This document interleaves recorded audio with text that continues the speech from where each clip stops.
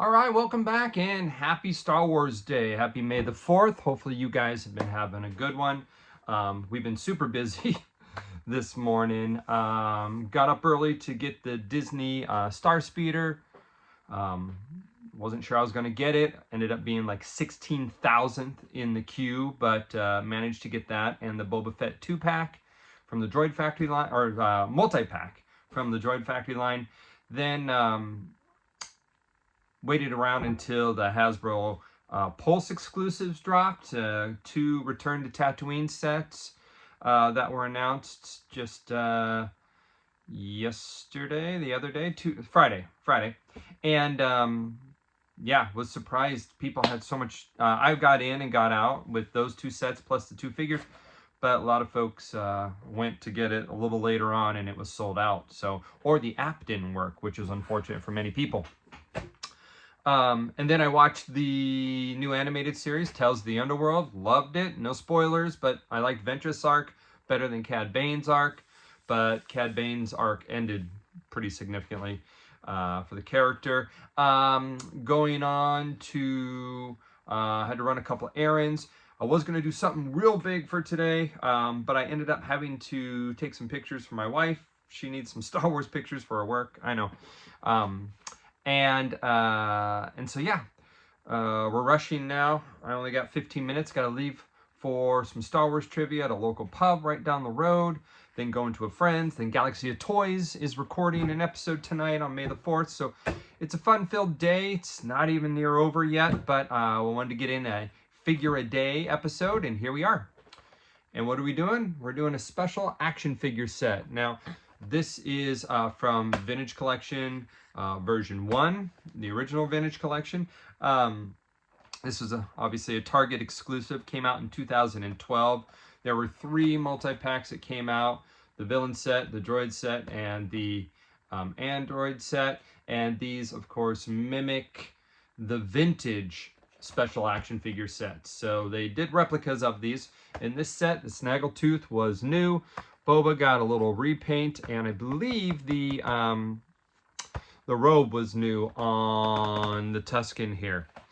So I'm going to crack this open, but while I do that, let's read the description. It says, it's right here. The villain set. Boba Fett, a fearsome intergalactic bounty hunter, poses a threat to any member of the Rebel Alliance.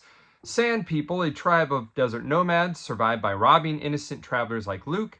And Snaggletooth is an alien creature seen by Luke and Ben lurking in the cantina. And there they are. And this set here says the villain set. This band of evil enforcers tries to crush the rebellion against the Galactic Empire. Scary. So yeah, so this is a figure, a set that I don't know why in 2012 I didn't get this open. 2010 I would understand, because that's when my son was born and he did not sleep. So I spent a year very, very loopy.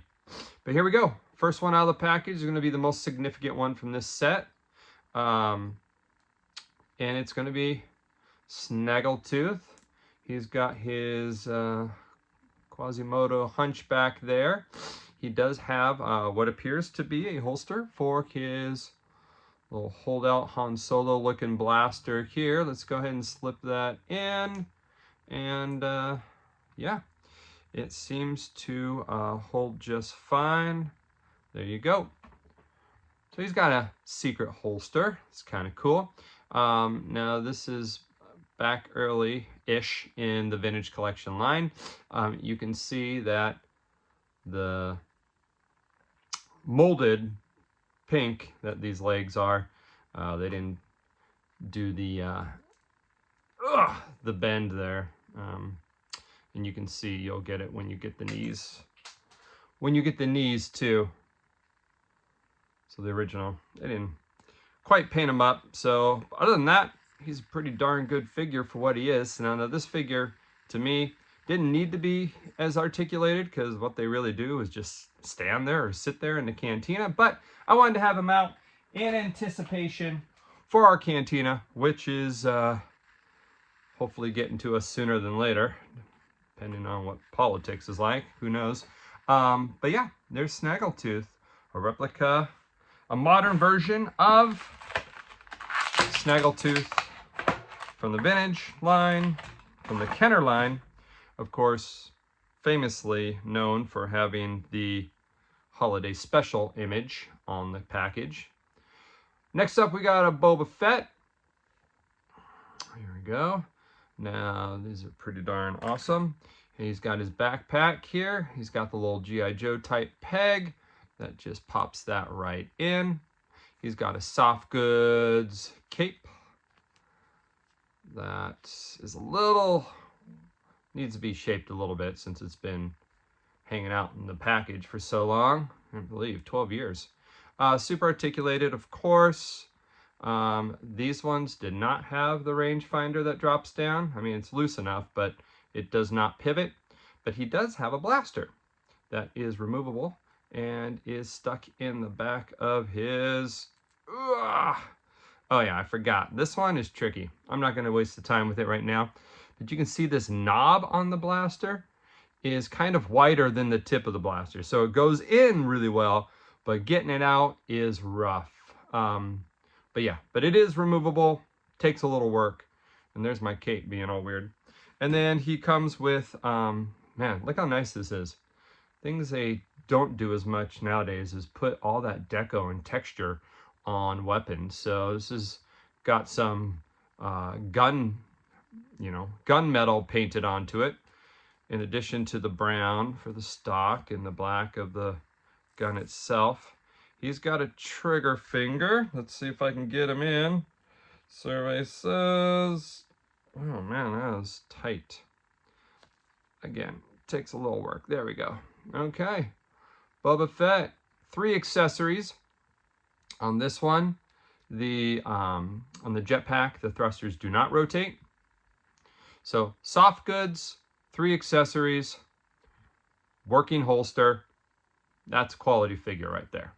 Not removable. Oh, yes, it is removable. I forgot. This is 4 accessories. He's got that Tamora Morrison face sculpt. All right, there it is. And finally, not save the Tusken Raider for last for no particular reason other than the order I picked him in. So here they are. He comes really mummied up in this robe, but once you get it open, you can see he's got great detail and texture and deco.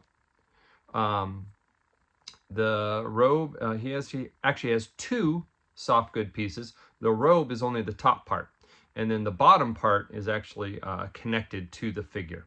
So this part, gown, is not removable, but the robe is. He comes with not only a gaffy stick here, but also their hunting rifle that they use. Now this one is really stringy. It's really shedding. And this is prone to happen when they want to rough up the fabric and make it look well and used. But, all right, we got a Tusken Raider now. This will be another guy, one of the many that will sit next to the Bantha. Boba Fett does not have a place in my cantina, but not far from the cantina will be where Jabba the Hutt comes and stakes out Han underneath the Falcon. So, and then he does have a home in the cantina. So there you go. We're returning these 3 to Tatooine. It only took 12 years later. Hope you guys enjoyed this, and we'll get to, I picked out a couple bigger sets when we have more time. We'll do those another day. Have a great rest of your May the 4th, and we'll see you tomorrow.